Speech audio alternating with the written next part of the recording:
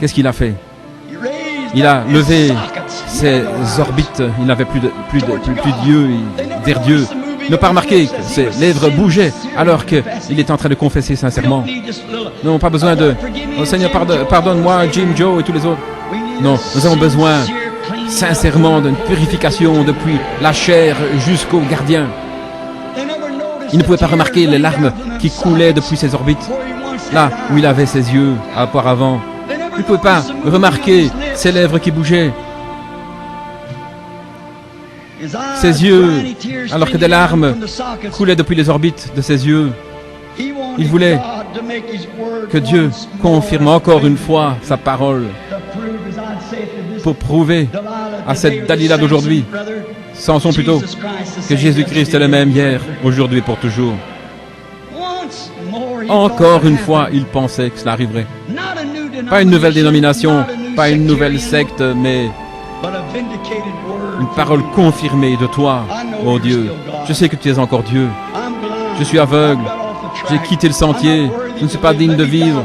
Mais laisse-moi mourir avec cet ennemi. Tu m'as suscité là pour le détruire. Et j'ai manqué, Seigneur. Mais il y a une possibilité que tu m'entendes. Encore une fois, Seigneur. Encore une fois. Profondément, sincèrement, il priait. Il savait ce qui allait arriver. Seigneur, encore juste une fois. Encore une fois, laisse-moi voir Jésus-Christ comme il était hier.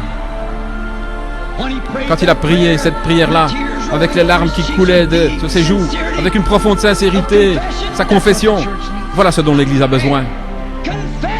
Confessez que vous avez tort. Peu importe ce que le Dr. Jones dit ou quiconque. Vous êtes hors de la volonté, si vous êtes hors de la parole de Dieu, confessez-le que vous avez tort. Criez, encore une fois, Seigneur, encore une fois. Encore une fois, Seigneur, encore une fois. Venge-moi mon aveuglement sur ces dénominations.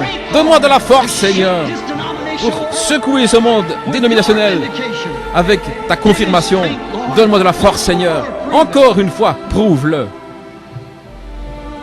Il savait ce qui allait arriver s'il n'avait pas de réponse à sa prière. Il savait ce qui allait arriver. Profondément, avec sincérité, il criait, Seigneur, encore une fois. Et alors qu'il priait et qu'il faisait sa confession honnête, toutes les fibres de son corps ont commencé à vibrer. Oh Dieu, si le corps de Jésus-Christ pouvait se tenir comme un seul homme et que toutes les fibres dans chaque membre commencent à vibrer avec le baptême du Saint-Esprit à nouveau, pas avec de nouveaux membres et se donner la main et tout, et un credo, alors que la force commence à entrer dans ses muscles, chaque fibre qui commence à se tordre, il commence à se sentir lui-même à nouveau, alors il s'est tordu, et à ce moment-là, la muraille s'est écroulée.